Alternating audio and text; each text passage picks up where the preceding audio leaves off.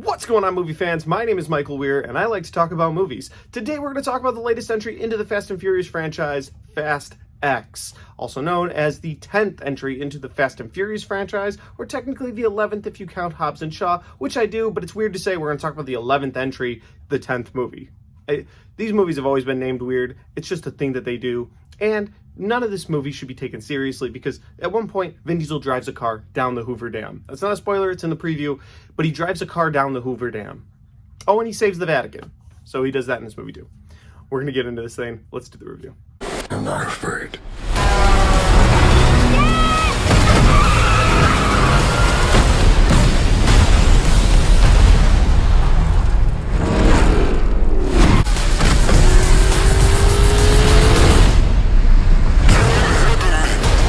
And so, guys, Fast X is directed by Louis Leterrier, and it brings back, well, all of the people you've seen in the previous movies, like Vin Diesel, Michelle Rodriguez, Tyrese, Ludacris. It also brings in new characters like Brie Larson. It brings in characters from the last couple of movies, like John Cena and Charlize Theron. And it also brings in Jason Momoa. Now, Jason Momoa is a brand new villain to this series, and he's quite possibly my favorite thing about this movie. It's just too bad because usually I'm like, oh, let's talk about the cars, the street racing, all that. No, Jason Momoa is the standout. He is the freshest thing in this movie, and he's a callback to my favorite movie in the franchise, Fast 5. I say favorite, but sometimes I'm like, oh, the first one's my favorite. Give me some slack. I really like both of them.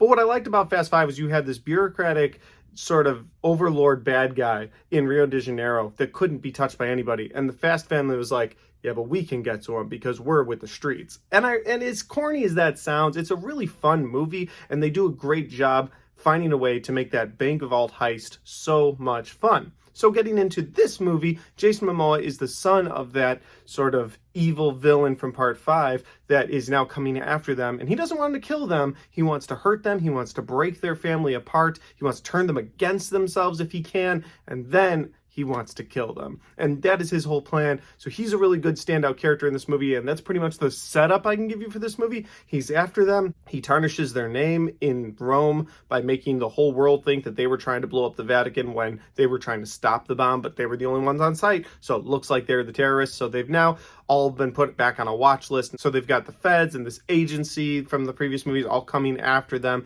at all times, and they got to watch their back for Jason Momoa. But that's pretty much what I can tell you about this movie. They're all separated. They're all broken apart, so they can't work together as a family to defeat him. And then he is also sending out different people to try and kill them the entire time. So they're really just watching their back this entire movie. And that's all the setup I can give you. They're on the run from this character and from the government. And they're basically wanted terrorists yet again. Like, they just got out of that, I think, in Part 8. They finally got a clean bill from The Rock. And he was like, hey, you can have your family back. You can have your lives back in America because we've given you a clean bill. You are good to go. And then now they are right back in the shit. And they are all wanted by the government yet again. So kicking off my likes, guys, I've got to go right back into talking about Jason Momoa because he is my favorite thing about this movie. I absolutely love his character. Not only is his character a callback to one of my favorite movies, like I've already said, but his character is so well done and he's so unhinged that he's just fun to watch. Like, I would go back to watch this movie and just be excited to see Jason Momoa's character. And it's been a long time since I've had a character or a villain to latch onto, and I just think his villain is so unhinged and so wild and so crazy, and he's willing to do anything to get what he needs. It's just fun to watch. So Jason Momoa is the standout and my biggest like for this movie. Next like I have is they do finally have a racing scene. This movie started with street racers, so it's nice to see an actual race happen. They started taking those races out in Fast 5. It's really my only complaint of that movie is they took the racing out. They would start it and then boom, it would show that Vin Diesel and Paul Walker won the race because of course they did, but they didn't spend time letting you watch them win that race. And they've been like that ever since. They've been on these espionage runs for the government, and so they haven't been doing a lot of street racing. So you actually get a street race in this movie with Vin Diesel, Jason Momoa, and two other characters that you've kind of seen in other movies. And while I do appreciate that for this movie, and it is in my like column for them throwing a street race back in, it's also weak, because during this street race, while you should be focusing on that, Jason Momoa's got this plan and this plot in place to make Vin Diesel choose one of the two racers who you don't really care about very much because you haven't seen them very much. And so it's a little bit overcrowded of a scene, because where you just want to see a cool street race and see Vin Diesel take on Jason Momoa in this street race, you're now watching these bombs go off and you're watching these people and Vin Diesel try to like decide who he's going to save, or does he want to try to win the race. Those are the things going on in the scene. So while I do give it a like for throwing the street race scene in, it's kind of bogged down with other things. The final like I have for this movie would be John Cena. I think John Cena does a fantastic job and shows his range yet again. I think John Cena is probably right there with Batista in best actors working that were once WWE wrestlers. Like, I think he does a great job showing off his comedic side. He also shows a compassionate side as the uncle in this movie. Again, all the Fast and Furious crowd is sort of spread out across the globe, so Vin Diesel can't get to his son to keep him safe, so he sends in John Cena. And in that scene where he sends him in, it is the most kick-ass scene of this movie. So yeah, John Cena overall, I think he has a lot of range, a lot of heart in this movie, and he just kicks a lot of ass, and I appreciate that. And that's pretty much where my likes end. I really like the Jason Momoa character and his motivations. I really like John Cena and sort of the range that he can show in this movie, from being a kick-ass bad guy to a loving uncle. You know, movies that pride themselves on being about family, they do a good job with John Cena in that. And then finally, you have the street race aspect that I enjoyed, but again, there wasn't enough of it to say, oh my god, I loved it. Like, it was just, I was glad to see a street race back in a Fast and Furious movie. And that leads me to my dislikes, and my first dislike is how wildly unbelievable these movies are. And I know that's kind of redundant. They're the Fast and Furious movies, but they weren't always this way. Again, they started out stealing DVD players, and it was believable. And by the fifth movie, they were stealing a bank vault, and it was so much fun to watch, and it was still believable. They found a way to make that believable. Like, yeah, two super-powered Chargers stealing this bank vault, killing all these cops. Like, they're doing a good job making this still grounded in somewhat of reality. But I know by part 9, they were flying into space with a Ford Fiesta. So this movie has stopped taking itself serious. I get that, but it's still wildly unbelievable in certain areas, like when Vin Diesel drives down the Hoover Dam, or Vin Diesel, his car is so powerful that it pulls two helicopters together, and then he uses those helicopters almost like nunchucks on the highway, like just taking out people. It doesn't make any sense, and I need it to make a little more sense. I wish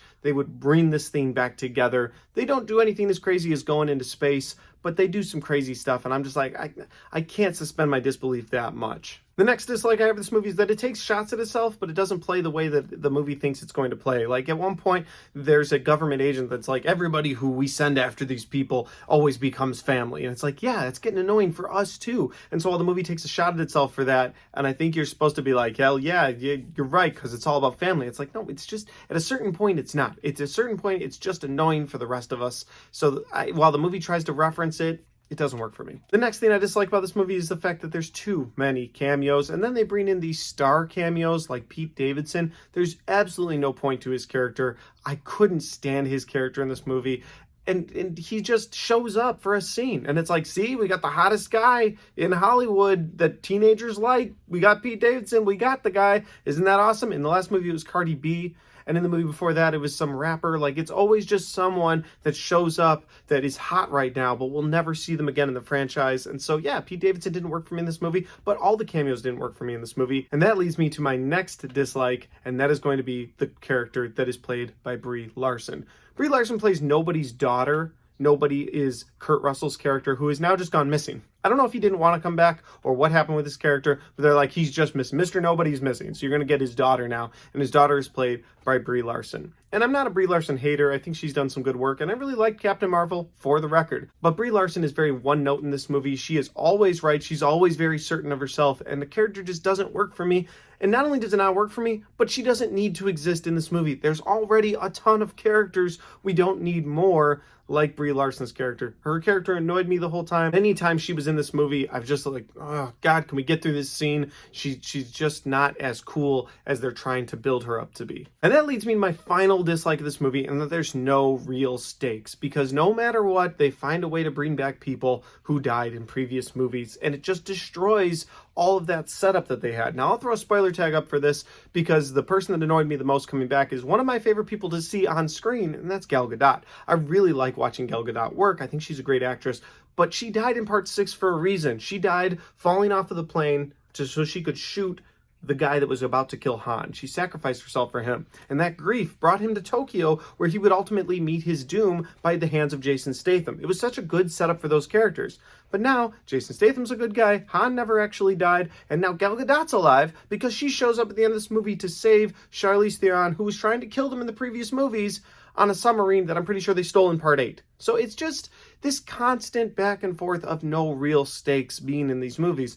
To the point where at the end of this movie, the spoiler tag's still up, you got Vin Diesel about to be killed by the Hoover Dam that's exploding over his head. I don't know how they're going to get him out of that, but I'm sure they will. Then you got half of his family crew on a cargo plane that goes down, but of course it turns and there's a mountaintop that you don't get to see what happens. You just see an explosion. You're like, all right, I know they're all still alive. And then you've got Antarctica, where Michelle Rodriguez and Charlize are stranded, but here's the submarine, and Gal Gadot is coming up to save them. And it's like there's no real stakes. So on top of it being wildly unbelievable, if they were ballsy and they actually killed some characters, I'd be like, wow, at least they take some risks with the people they kill off. But no, there's nothing. Not only is it wildly unbelievable, but they refuse to take any risks with these characters, so none of the stakes feel real. I've ranted on enough for this movie. Overall, I will say that there are some enjoyable moments in this movie, and if you enjoy 8 and 9, you will really enjoy 10. And if you didn't like 8 and 9 like me, then it'll just annoy you like this movie annoyed me. This isn't worst movie of the year by far. There are some really good performances, like I said earlier, by Jason Momoa, and I think John Cena does a good job as well. But overall, this movie just kind of says, hey, did you like what you got in 8 and 9? Because you're getting more of that, and oh yeah, there's 2 more coming. And I'm like, it's hard for me to even get excited about the next movie because I just know everything that was set up just now is going to be handled in the first 5 minutes of that movie. Somebody's going to come around and be like, we saved him, we saved them, they're safe there. Okay, now let's all take it to Jason Momoa. And then that movie will find a way to bring Jason Momoa into the family, and they'll all be sitting down for some chicken because they were all just misunderstanding each other. And that's getting so goddamn annoying. And no, the Rock cameo at the end didn't help either. It just was like, oh, yeah, forgot he existed in this franchise. Let's bring him back to say more WWE lines. And that's my review for Fast X, guys. I didn't enjoy this movie very much, but I did enjoy making the review, so if you want to leave me a like, it helps the channel out. I appreciate it. And if you've seen Fast X and you've got thoughts and you've got comments, put those in the comment section down below. Let me know if this movie worked for you or if you were frustrated with the same things that I was frustrated with. How would you course correct? Throw that in the comment section as well, because of course, I want to know your thoughts on this movie. And finally, guys, if you haven't subscribed yet, make sure you do that because I have a ton of content coming your way. I have a couple movie reviews coming out next week that I'm really excited to share with you guys. Thanks for watching, and I'll see you all next time. Well, that movie was rough to get through, and so was the review. It was hard to kind of put all that together, because while you might see like a 10-minute cut, it took me like 40 minutes to make that. Anyway, if you want to see any of my other reviews, guys, I got all my 2022 reviews right there, or all my 2023 reviews right there.